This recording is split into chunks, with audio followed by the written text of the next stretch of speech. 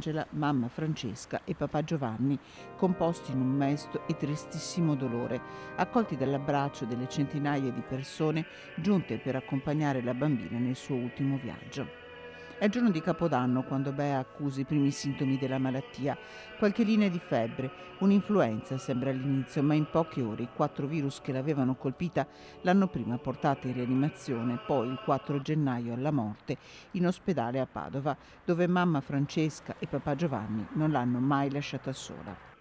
A celebrare il funerale di Beatrice padre Federico Lauretta, che nella basilica dedicata a uno dei 4 protettori di Padova aveva battezzato la piccola 5 anni fa. Oggi non è facile,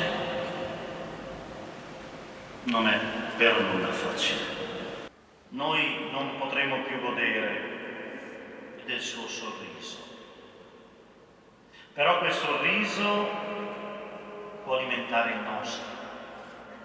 Noi non potremo forse più godere di quella sua piccola grande gioia, ma quella sua piccola grande gioia può essere la nostra, perché la morte ci toglie ogni cosa, ma non l'amore che abbiamo donato e ricevuto. È la forza dell'amore a vincere la morte, così padre Lauretta, che nell'omelia ricorda le braccia di mamma Francesca strette attorno alla figlia in ospedale e i video della recita di Natale mostrati a lui da papà Giovanni.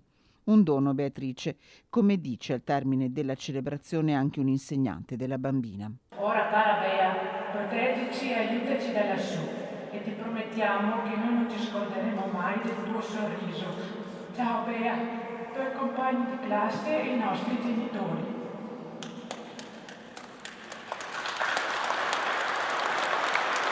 Per i genitori parla padre Federico.